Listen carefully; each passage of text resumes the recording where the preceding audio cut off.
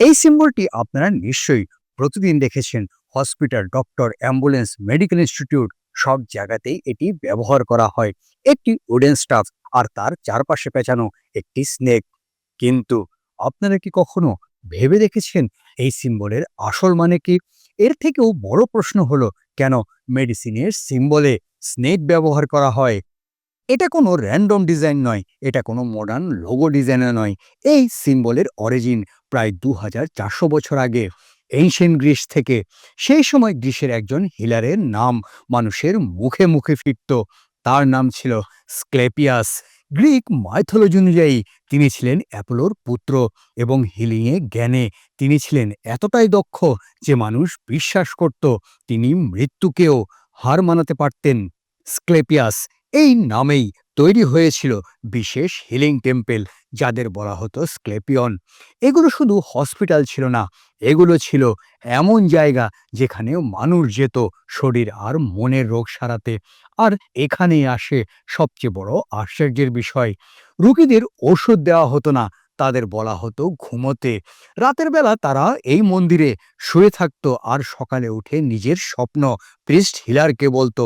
এই স্বপ্নই ছিল ডায়াগনোসিস, এই স্বপ্ন থেকেই লেখা হতো ট্রিটমেন্ট।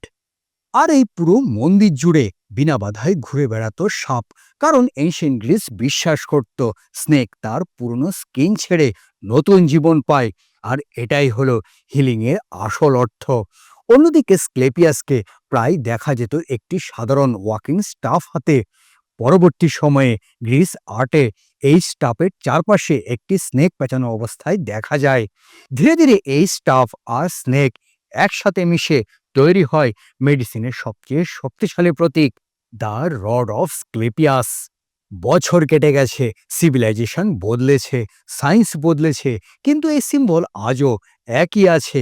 এনশিয়েন্ট রোম থেকে শুরু করে মডার্ন ওয়ার্ল্ড পর্যন্ত, এমনকি আজ ওয়ার্ল্ড হেলথ অর্গানাইজেশনের লোগোতেও এই সিম্বল ব্যবহার করা হয়। এখন একটা খুব ইন্টারেস্টিং প্রশ্নে আসি, স্নেক আর হিলিং এর এই কানেকশন কি শুধু গ্রিক মাইথোলজিতেই ছিল? উত্তর হলো না। প্রায় একই সময়ে একেবারে আলাদা এক সিভিলাইজেশনে একই রকমের একটা স্টোরি আমরা পাই বাইবেলে। ওল্ড টেস্টামেন্টের নাম্বারস 21:9 এই অংশে বলা হয়েছে, ইসরায়েলিরা যখন ডিজার্টের মধ্য দিয়ে যাত্রা করছিল তখন বিষধর সাপ তাদের আক্রমণ করে। অনেক মানুষ অসুস্থ হয়ে পড়ে, আবার অনেকে মারাও যান। তখন ঈশ্বর নির্দেশ দেন মোসেসকে, একটি ব্রোঞ্জের স্নেক বানাও আর সেটাকে পুলের উপর তুলে ধরো। যে মানুষটি সাপের কামড়ে আহত, সে যদি এই ব্রোঞ্জের সার্পেন্টের দিকে একবার তাকায়, সে বেঁচে যাবে। এখানে একটা বিষয় খুবই গুরুত্বপূর্ণ, হিলিং আসে কোনো ওষুধ থেকে না, না আসে কোনো সার্জারি থেকে। হিলিং আসে দেখা থেকে, বিশ্বাস থেকে, সিম্বলের মাধ্যমে মনকে ফোকাস করানো থেকে। এই ব্রোঞ্জ সার্পেন্টকে পরে ডাকা হয় নেহাস্তাম। একদিকে বাইবেলের ব্রোঞ্জ সার্পেন্ট অনে পুল, অন্যদিকে গ্রিক ট্র্যাডিশনের স্টাফের উপর স্নেক, দ্য রড অফ স্ক্লেপিয়াস। দুটি আলাদা কালচার, দুটি আলাদা বিলিফ সিস্টেম, কিন্তু সিম্বলিজম আশ্চর্যজনকভাবে একই। দুটি ক্ষেত্রে স্নেক মানে ডেঞ্জার নয়, বরং রিকভারি, পুল বা স্টাফ মানে সাপোর্ট, আর হিলিং শুরু হয় মাইন্ডের রেসপন্স থেকে। এশিয়ান ওয়ার্ল্ড বুঝতে পেরেছিল মানুষের শরীর আর মন আলাদা নয়। গ্রিক স্ক্লেপিয়নের মানুষ স্বপ্ন দেখত, বাইবেলের গল্পে মানুষ সিম্বলের দিকে তাকাতো, কিন্তু উদ্দেশ্য একই, ফিয়ার থেকে হোপের যাত্রা, প্যানিক থেকে বিলিপের যাত্রা। এই জন্যে অনেক হিস্টোরিয়ান বলেন রোড অফ স্ক্লেপিয়ন শুধু গ্রিক সিম্বল নয়, এটি আসলে হিউম্যান সিভিলাইজেশনের share understanding of healing. Religion আলাদা হতে পারে, মাইথোলজি আলাদা হতে পারে, কিন্তু সার্ফিংয়ের রিকভারি সব জায়গায় একই। আর ঠিক এই কারণেই ইউনিভার্সালিটির এই সিম্বল যুগের পর যুগ টিকে গেছে। এখন আবারও প্রশ্ন আসে, স্নেক এবং হিলিং এর এই কানেকশন কি শুধু গ্রিক বা বাইবেলের মধ্যেই সীমাবদ্ধ ছিল? উত্তর হলো একদমই নয়। সনাতন ধর্মে স্নেক বা নাগ কখনোই ভয় বা ডেঞ্জারের প্রতীক ছিল না, বরং নাগ মানে প্রোটেকশন, নাগ মানে কন্টিনিউটি অফ লাইফ, নাগ মানে হিলিং এনার্জি। সনাতনী ট্র্যাডিশনে মেডিসিনের সর্বোচ্চ দেবতা হলেন ধন্বন্তরী। সমুদ্র মন্থনের সময় যখন দেবতা আর অসুরেরা অমৃতের সন্ধানে ছিল, ঠিক তখনই ধন্বন্তরী আবির্ভাব হন অমৃত কলস হাতে। এই অমৃত কোনো ম্যাজিক ওষুধ ছিল না, এটি ছিল longevity, balance, restoration of life, অর্থাৎ হিলিং এর কনসেপ্ট। এখন লক্ষ্য করবেন সনাতনী সিম্বলিজমে স্নেক সবচেয়ে বেশি শক্তিধর। বাসুকিনাগ ইউজ হয়েছিল সমুদ্র মন্থনে, শিবের গলায় snake, that means control over death.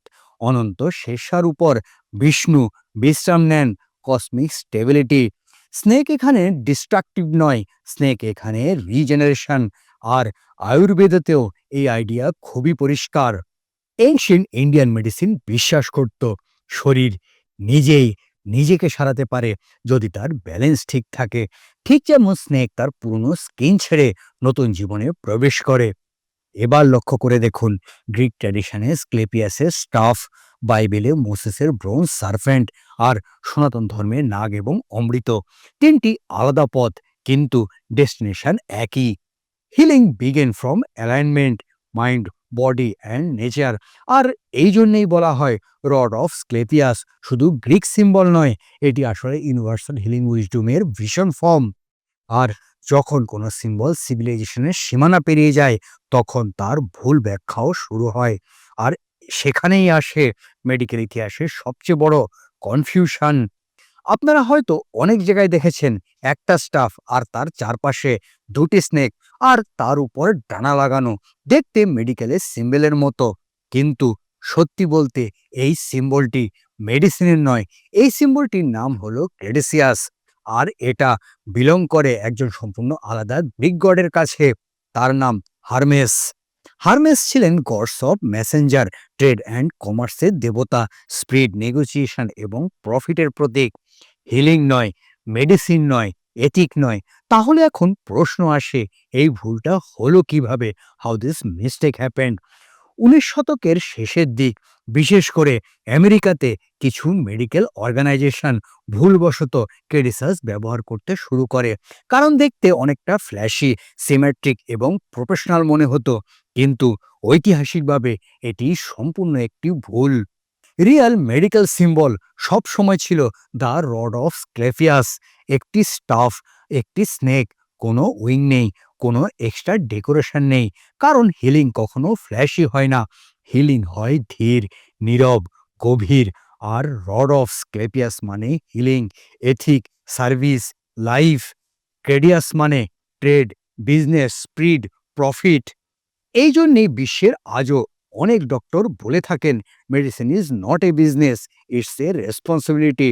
আর ঠিক সেই ফিলোসফিটাই রড অফ স্ক্লেপিয়াস প্রেজেন্ট করে। তাই পরের বার যখন আপনি কোনো হসপিটালের লোগো দেখবেন, একটু খেয়াল করবেন একটা স্নেক না দুটো উইং আছে কি নেই। কারণ এই ছোট্ট ডিফারেন্টের মধ্যেই লুকিয়ে আছে মেডিসিনের আসল আত্মা। হাজার হাজার বছর কেটে গেছে, এম্পায়ার বদলেছে, রিলিজিয়ন বদলেছে, সায়েন্স বদলেছে, কিন্তু একটা সিম্বল, একটা স্টাফ আর একটা স্নেক আজও ঠিক একইভাবে দাঁড়িয়ে আছে। কারণ এটি কোনো এম্পায়ার তৈরি করেনি, এটি তৈরি হয়েছে মানুষের যন্ত্রণা থেকে।